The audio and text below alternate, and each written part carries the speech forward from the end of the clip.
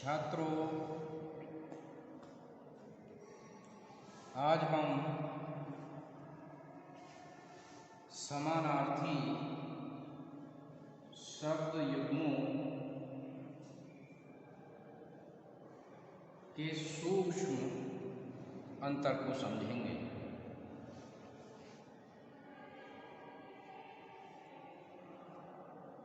विश्व में प्रायः सभी भाषाएं ऐसी होती हैं जिनमें हजारों ऐसे शब्द प्रचलित होते हैं जो लगभग समान अर्थ बताते हैं, लेकिन यदि हम गंभीरतापूर्वक और सूक्ष्मता के साथ इनके अर्थ को जानें तो हम पाते हैं कि इनमें सूक्ष्म अंतर होता है। हिंदी भाषा में भी अनेक ऐसे शब्द हैं जो सामान्यतः एक सा अर्थ देते हैं, जबकि उनमें अंतर पाया जाता है। शिष्ट और शिक्षित समाज में ऐसे शब्दों के गलत प्रयोग से कभी कभी मजाक बनने की भी आशंका रहती है। अतः भाषा के विद्यार्थियों को चाहिए कि ऐसे समानार्थक शब्दों में सूक्ष्म अर्थभेद को जानें। तो कुछ ऐसे ही शब्दों को लेकर आज हम प्रस्तुत हुए हैं जिनके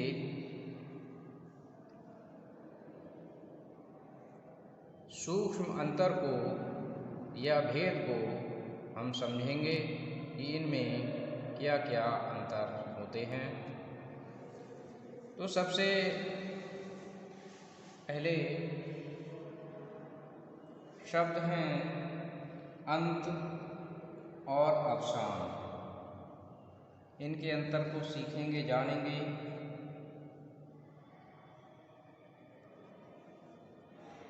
तो अंत का अर्थ होता है कि पूर्ण समाप्ति के बाद जब पुनरावृत्ति की संभावना न हो तो उसे अंत कहते हैं। इसमें पुनरावृत्ति की कोई संभावना नहीं होती है।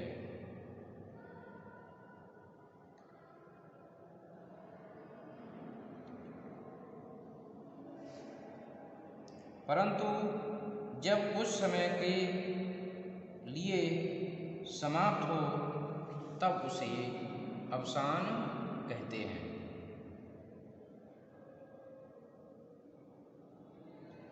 अहंकार, अभिमान।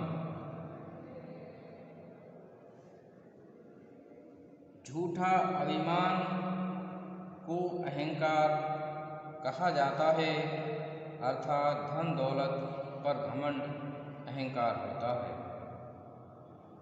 जबकि योग्यता, सत्कर्म आदि पर गर्व अभिमान कहलाता है। उसके बाद है अनुरोध, आग्रह। विनम्रता पूर्वक निवेदन को अनुरोध कहते हैं। कृपा प्राप्त करने के लिए हठ करने को आग्रह कहते हैं। उसके बाद है अद्भुत, विचित्र। सामान्य से अलग, चौंका देने वाली वस्तु या घटना आदि अद्भुत कहलाती है और अपने वैशिष्ट्य से आकर्षित करने वाली विचित्र कहलाती है। उसके बाद है अध्ययन, अनुशीलन। ध्यान पूर्वक पढ़ने के लिए अध्ययन कहते हैं और अनुशीलन में अध्ययन के साथ साथ विचार और चिंतन भी सम्मिलित हो जाता है। उसके बाद है अनशन, उपवास। किसी अभिप्राय विशेष से कुछ समय के लिए भोजन त्यागना अनशन कहलाता है और परमपिता परमात्मा के ध्यान में लीन होने के उद्देश्य से निराहार रहना उपवास कहलाता है। अनुकूल, अनुरूप। अनुकूल किसी के पक्ष में होना और अनुरूप किसी के रूप के समान होना अनुरूप कहलाता है। अनुराग, प्रेम, स्नेह।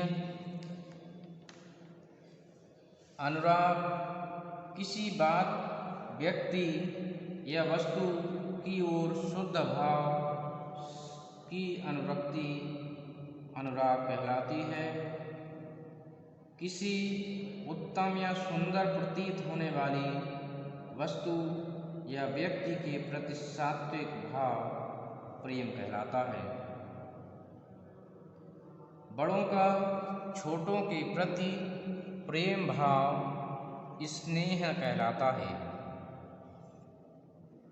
अपमान, तिरस्कार। छोटे अथवा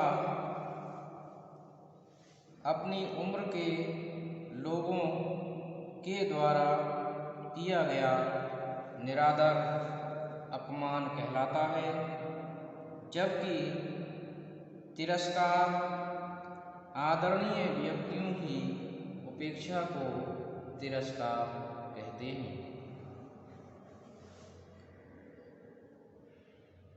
अभिमान, अहंकार। स्वयं को बड़ा तथा दूसरों को छोटा समझना अभिमान कहलाता है और अहंकार बिना गुणों के स्वयं को बड़ा मानना अहंकार कहलाता है। गर्व, दंभ। अपने यौवन, धन, दौलत आदि का अभिमान गर्व कहलाता है। दंभ अज्ञानवश मिथ्या अभिमान दंभ कहलाता है। उसके बाद है अभिवादन, नमस्कार तथा प्रणाम। अपना परिचय देते हुए प्रणाम करना अभिवादन कहलाता है। बराबर के लोगों के प्रति नमन करना नमस्कार कहलाता है तथा बड़ों के प्रति नमन करना प्रणाम कहलाता है। अमूल्य, बहुमूल्य। जिसका मूल्य निर्धारित न किया जा सके उसे अमूल्य कहते हैं और जिसका मूल्य सामान्य से अधिक होता है उसे बहुमूल्य कहा जाता है। उसके बाद है अर्थ, आशय। किसी वाक्य का अभिप्राय सूचित करना अर्थ कहलाता है। वह लक्ष्य जिसे ध्यान में रखकर कोई बात की जाती है उसको आशय कहते हैं। अर्पण, प्रदान।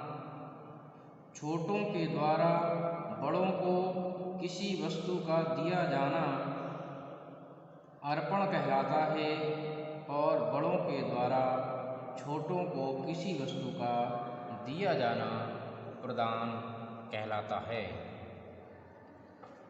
उसके बाद है अलौकिक, असाधारण। जो इस लोक में न हुआ हो उसे अलौकिक कहते हैं और जो साधारण की अपेक्षा विशिष्ट होता है उसको असाधारण कहते हैं। उसके बाद है अवस्था, आयु। जीवन का वह समय जो व्यतीत हो चुका है उसे अवस्था कहते हैं।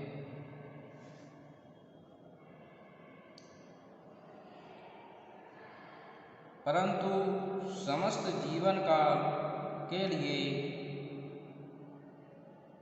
आयु कहते हैं। जैसे मेरी उम्र 32 वर्ष है,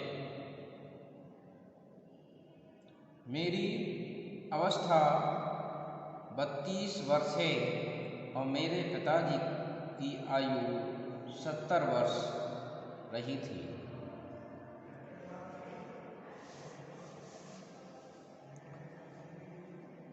इसी प्रकार से अस्त्र और शस्त्र इनको भी समझना चाहिए। जो किसी यंत्र द्वारा चलाया जाए उसे अस्त्र कहते हैं, जिसके प्रयोग हाथों के द्वारा हो उसे शस्त्र कहते हैं। जैसे तलवार, भाला शस्त्र हैं, परंतु तीर और बंदूक आदि अस्त्र कहलाते हैं।